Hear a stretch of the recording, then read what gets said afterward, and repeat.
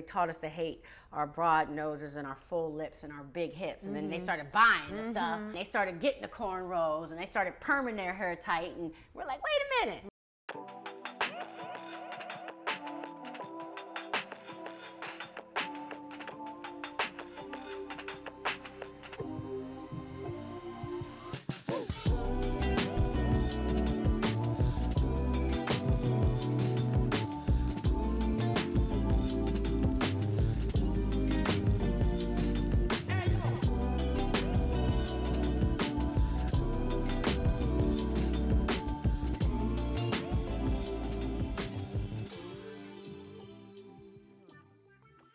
Thank you for truthing with me, Nia.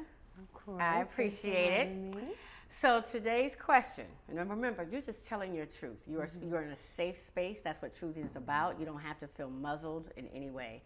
So today's question, our truthing question is, does wearing your hair naturally, without any chemicals essentially, illustrate that you are more comfortable with your blackness?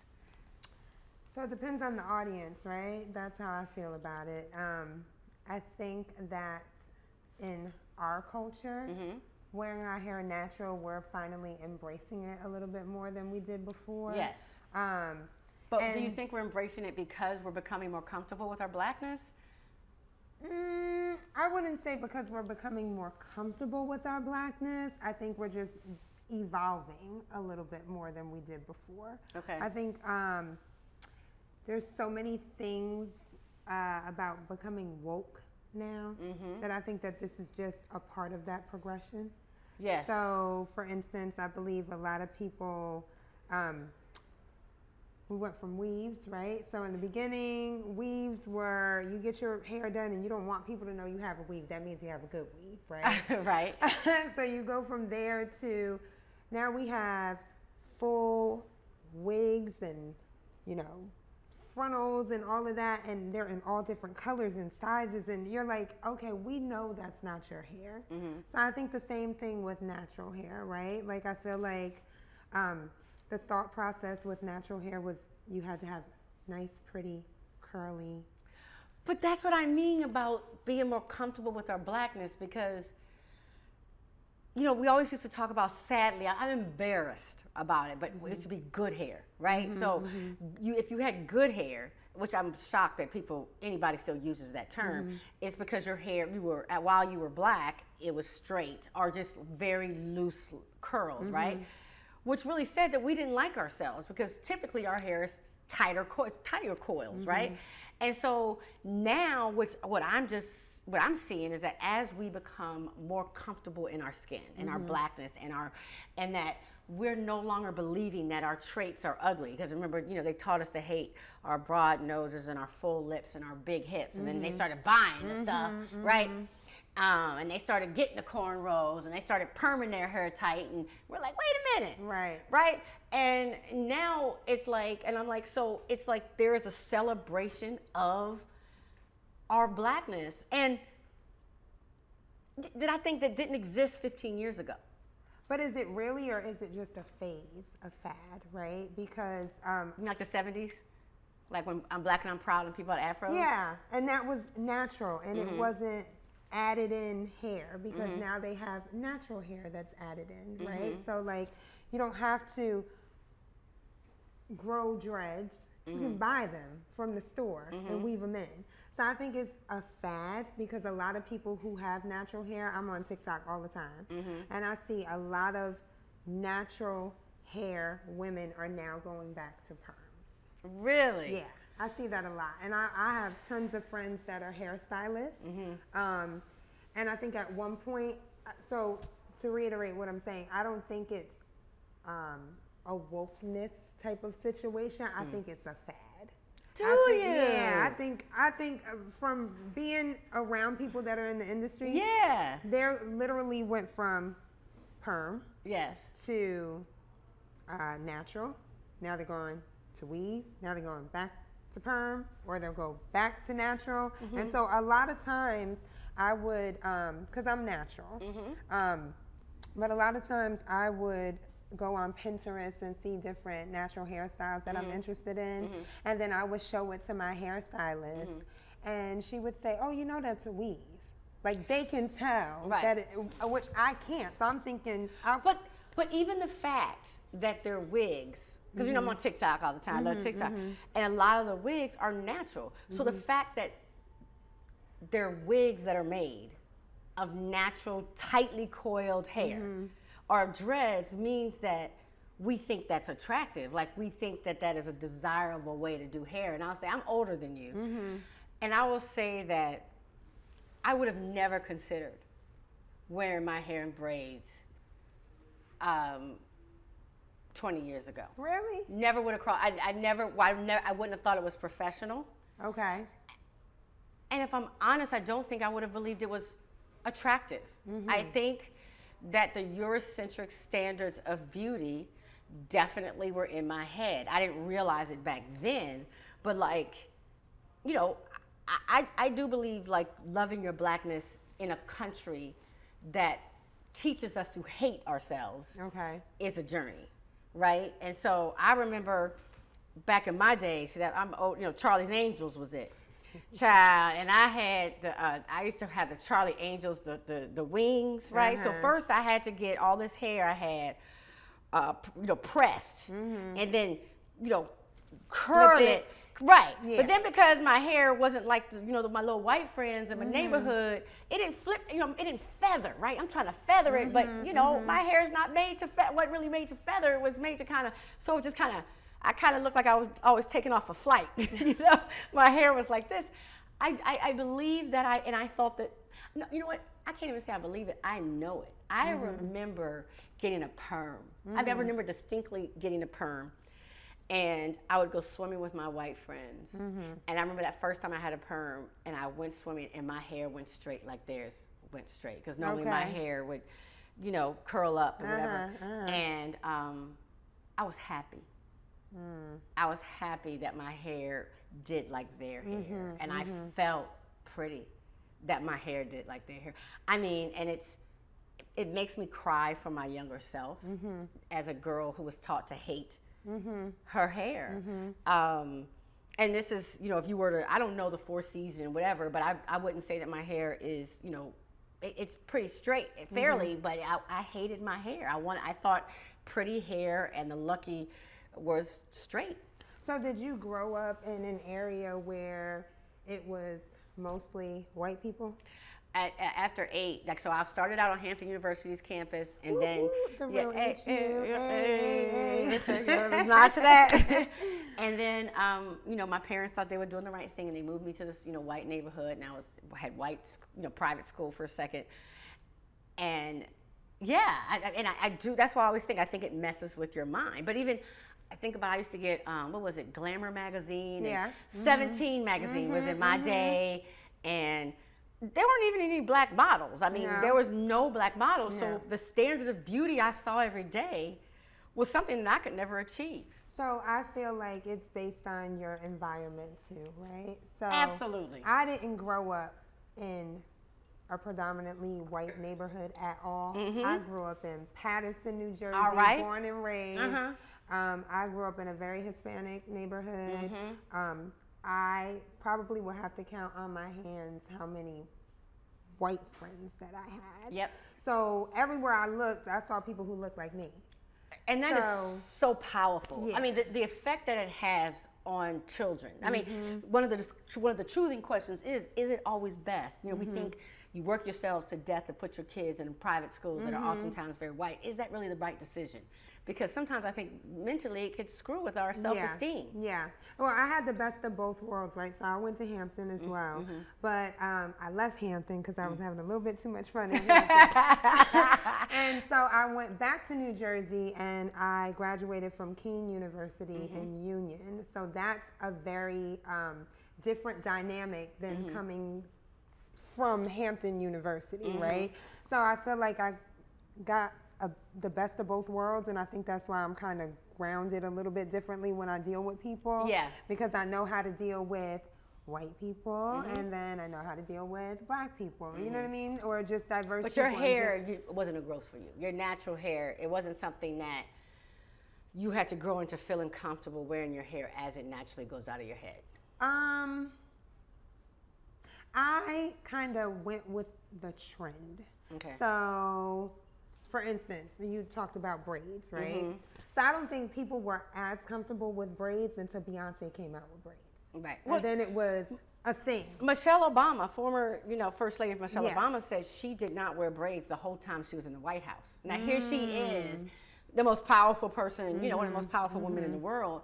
But because of these beauty standards and how braids are seen, I mean, that wasn't, we ain't talking about 50 years ago, right? And that's just because braids, I believe, were not considered professional for so long. And I bet you people still get sweated about it. So, what kills me with that is it's not professional when it's on us, but it's acceptable when it's on somebody else. Speak on it. You know what I mean? Like, right. They act like Kim Kardashian invented getting her cornrows done. Oh, absolutely. And when they got it, all of a sudden it became acceptable. Yeah. Which I tell people, which shows you the power dynamic in this country, that I believe that big lips, big butts, and braids became acceptable when non-black people started doing it, which is sad. I mean, that's kind of crazy. And then it gave us permission to do it. You know what I'm saying? Which is crazy. So TikTok has this cute little thing where it says these BBLs be killing y'all. Have you heard of that? These BBLs be killing y'all and the thighs don't match. It's so true. Like, we spend so much money.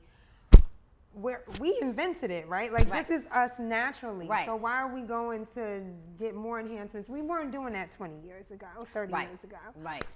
But if you tell black women and men their entire lives, mainly black women, that they're not enough, even when people start to mimic us, I think maybe we feel like we need to do more because it's an insecurity that we have, and so even if so I don't know.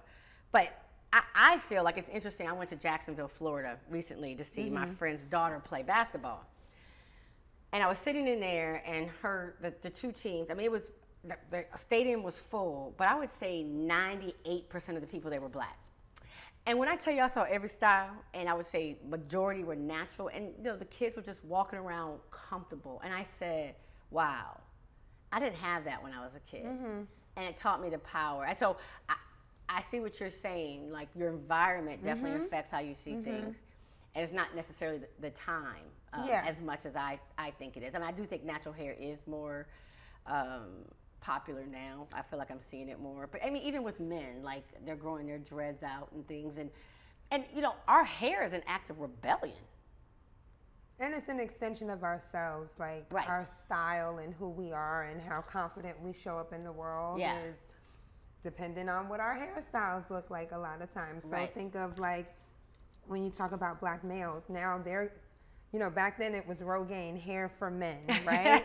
And now the men get the full, like, frontals put on. Oh, they're taking the weave game and the wig game up to a whole nother they catching level, up. which I'm not mad at. I mean, whatever, I feel like wear your hair however you feel comfortable, but I am happy to see that more people are feeling comfortable wearing their hair as it naturally grows out of their head, right?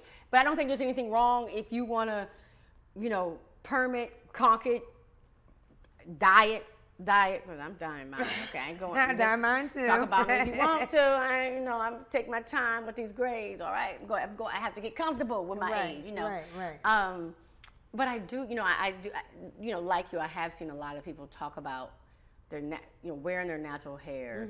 Very much coincided with them falling in love with their blackness. And I think that falling in love with your blackness is a journey in a country that has taught you to hate yourself. And we all experience that at different levels. Like, you being in Patterson didn't experience it the same way that I did, you know, and, I couldn't look like who everybody was telling me was pretty at the time. Right.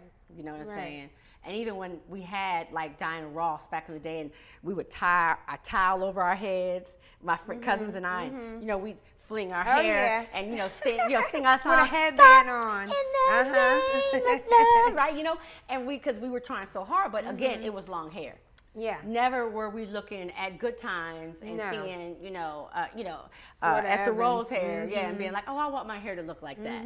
Whereas now, I believe people are like, that's sharp. Where do you think that came from? You think it came from wokeness of black people in general, or people like Jill Scott and Erykah Badu coming out and actually showing you a different side of what it means to be beautiful as a Black woman. I think there have been so many people who have added to our movement. I was thinking about Viola Davis and how she, when I think it was one of the awards show, and she wore her hair naturally.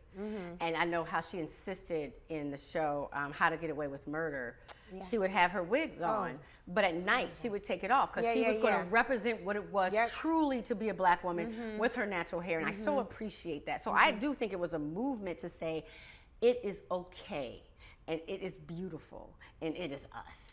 It is. You know what? That's been something I heard the other day. The term just "it is," and so once something it is, it's you, and you embrace that. That's a power. Yeah. And you're not working so hard to be against it. Yeah. Well, definitely, I would say the times are changing because we didn't have a Crown Act.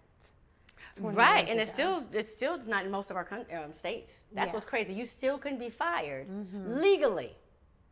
Based on the way your hair grows out naturally, they can say it's not professional, and that's in the majority of states. I think the Crown Act now is passed in maybe 23 states. I could be wrong, but it's not certainly more than half. I don't believe. And that's sad. Yeah, it is. Right, and so you wonder why it had to be a process. And then even thinking like for corporate America, right? Like you already are at a disadvantage because you are a woman and you are a woman of color, and then now you have to worry about, are you acceptable to corporate America based on what your hair looks like if you love wearing your natural hair. Right. So you have to dumb it down. And so much of corporate America, you know, is trying to fit in with the culture that was designed by white people. And if they don't feel comfortable with you, if they feel like you're too Black, right, you don't move up as well. Yeah. You know, and I told people, when people say, oh, it's no big deal, I was like, if you think about the leaders in this country,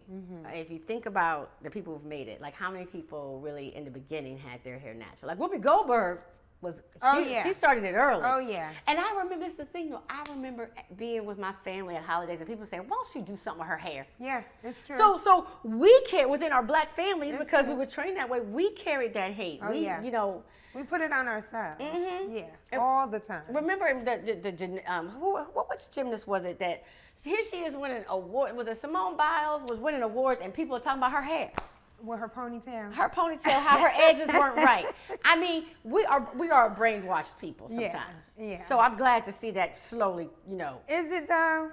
I think it's getting better.